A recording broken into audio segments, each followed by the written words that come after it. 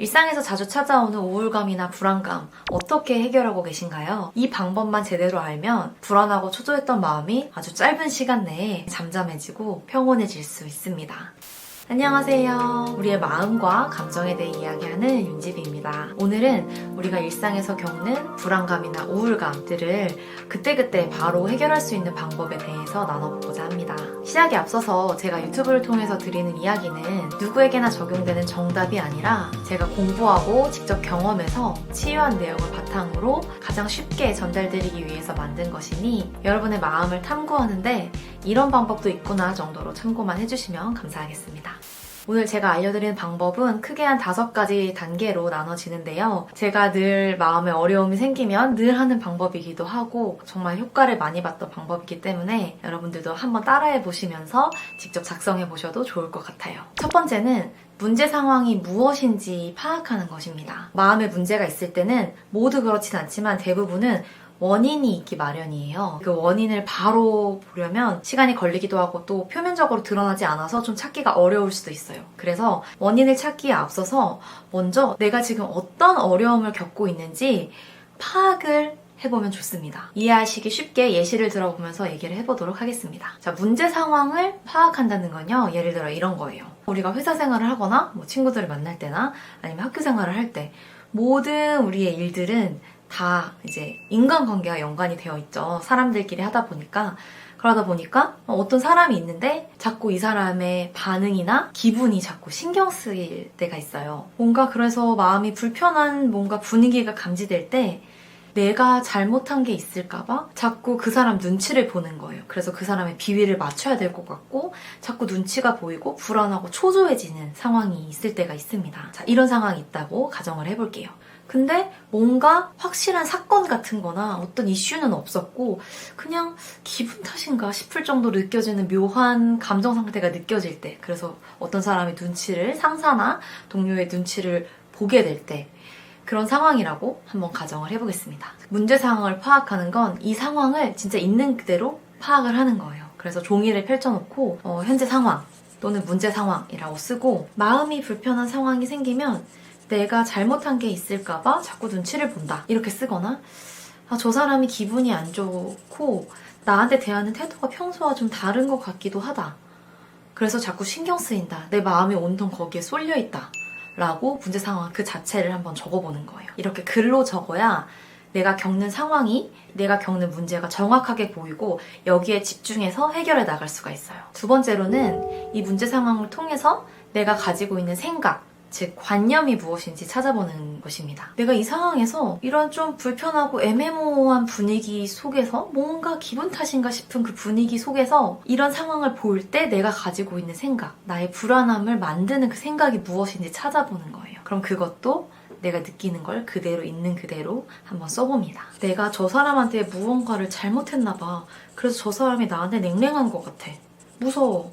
내가 뭔가 잘못한 게 있는 것 같아 라고 생각한다면 그렇게 한번 적어보세요. 또 이 외에도 내가 생각하는 뭔가 생각들이 있겠죠? 그런 거를 다 적어보는 거죠. 아니면 어제 내가 한 말, 그 말 때문인가? 신경 쓰이는 게 있다면 그런 것도 한번 적어봅니다. 자, 그리고 세 번째는 여기서부터 굉장히 중요한 작업이 들어가는데요. 바로 이 관념이, 이 생각이 과연 올바른 생각일까? 라고 스스로에게 물어보는 겁니다. 그래서 그렇게 한번 써보세요. 똑같이. 이 관념이 과연 올바른 생각일까? 이게 3번입니다. 여기서부터는 나와의 대화가 들어가는 거예요. 스스로 자문자답해보면서 답을 찾아간다고 보시면 되겠습니다. 예를 들면 단순히 나의 행동 때문에 저 사람이 기분이 안 좋은 걸까? 그게 정말 나 때문일까? 내가 나를 너무 큰 존재로 인식하고 있는 건 아닐까? 그 사람의 인생에서 내가 얼마나 크길래 저 사람의 기분까지 내가 좌우할 수 있는 걸까? 이러면서 내가 생각하고 있는 부분에 오류가 있다면 그거를 구체적으로 한번 써보는 거예요. 이 부분에서는 분량이 다른 파트보다 조금 길어질 수도 있어요. 집중해서 하나씩 분석을 해본다고 생각을 해보시면 돼요. 내가 놓여진 상황을 제3자의 입장에서 한번 객관적으로 바라볼 수 있도록 노력해보면 훨씬 좋아요. 자, 반대로 생각해보면 나는 어떨까?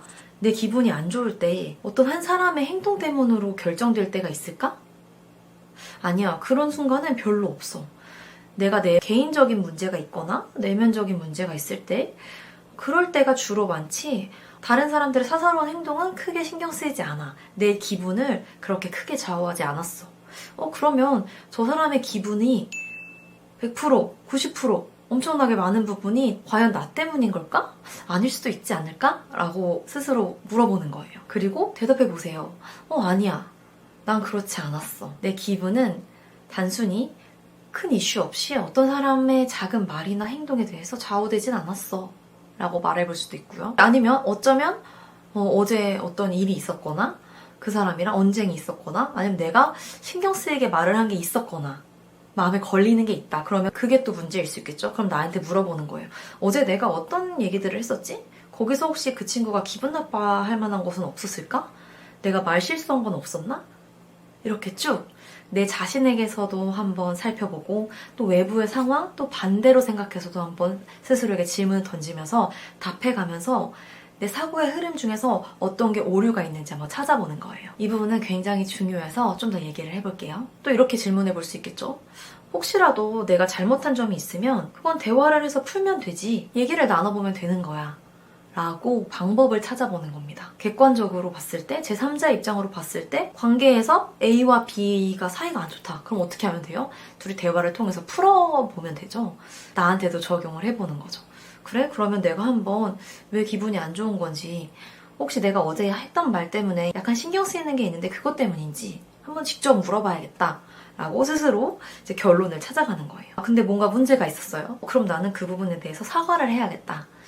그걸로 인해서 기분이 나쁘지 않았는지 물어봐야겠다. 이러면서 나만의 답을 한번 찾아봅니다. 그런데 또 여기서 대화를 해보려고 했는데 잘 안 될 수도 있어요. 그 친구가 많이 화났거나 내가 진짜 문제가 있거나 다양한 경우의 수를 생각해보는 거예요. 대화를 했는데 예전처럼 예전 같은 관계로 돌아가지 않을 수도 있어. 그래? 그러면은 일단 내가 잘못한 부분에 대해서 사과를 하고 미안하다고 하고 내가 할 수 있는 한 최선을 다해서 마음을 한번 풀어주고 잘 안 되면 좀 기다려보던가 그래도 정 안 되면 어쩔 수 없지. 다만 내가 내 마음이 가장 편안한 방향으로 풀어봐야겠다 라고 스스로 이제 문제와 해결 방법을 세워보는 거예요. 또 반대로 내가 잘못한 게 아니라면 아무 이유도 없이 저렇게 행동하는 건 저 사람의 개인적인 문제일 수도 있어. 내 문제가 아닐 가능성이 높아. 대화를 나눠보고 싶으면 나눠보고 굳이 그렇게까지 하지 않아도 될 것 같다 그러면 그냥 시간을 두고 기다려보자. 아니면 기분 전환하러 커피 한잔 하러 가자고 먼저 말해보자. 이런 식으로 다양한 방향으로 생각을 해보면서 문제를 풀어가고 내가 잘못 생각하고 있는 관념들이 있으면 조금씩 풀어나가는 거예요. 내가 과장되게 생각하거나 오해를 하거나 꼬아서 생각하거나.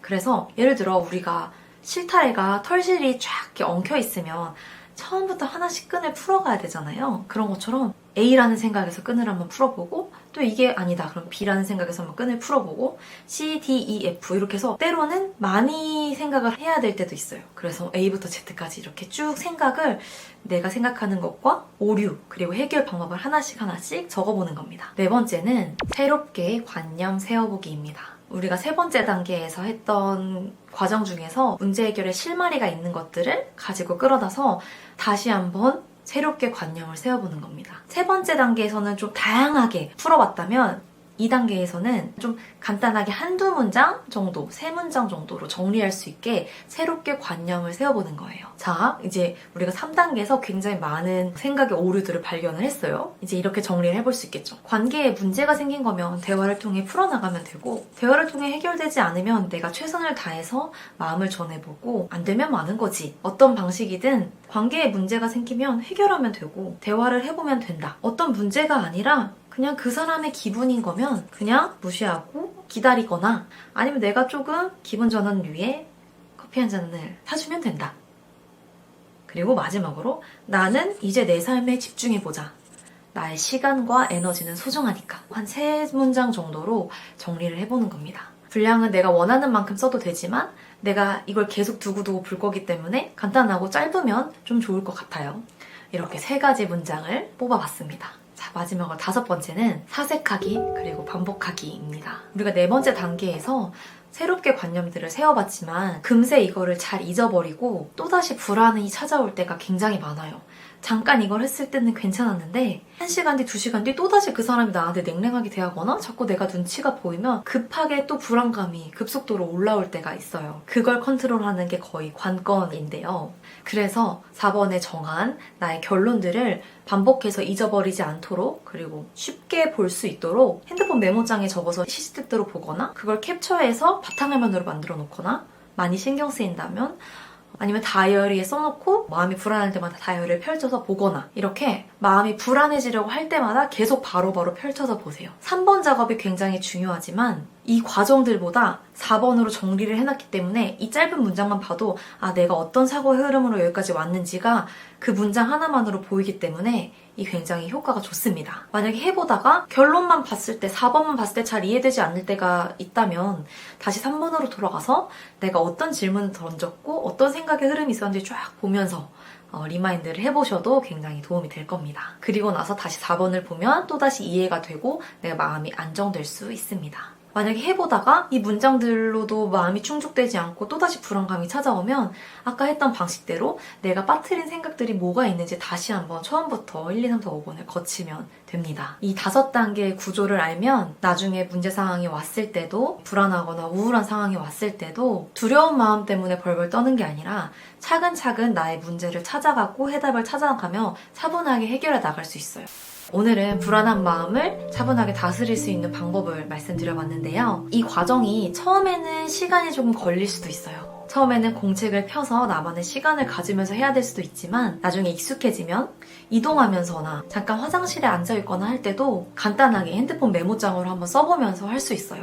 또 여기서 더 나아가면 그냥 머릿속으로 이 단계를 촥촥촥 거치면서 바로 불안감이 잠잠해지는 단계까지 가실 수도 있습니다. 이렇게 방법을 알고 효과를 보시면 이제는 어떤 문제 상황이 와도 그 상황 자체는 당장 해결되진 않아도 나의 마음의 불안감은 예전과 다르게 엄청나게 많이 줄어들 거예요. 다음에는 어린 시절이나 자라오면서 또는 성인이 돼서 겪었던 그런 트라우마 상황에서 어떻게 해결할 수 있었는지 이야기도 한번 담아볼 수 있도록 하겠습니다. 오늘도 여러분들의 삶에 작은 힌트가 되는 이야기였기를 바랍니다. 그럼 오늘은 여기까지 할게요. 우리 다음 시간에 또 만나요. 안녕!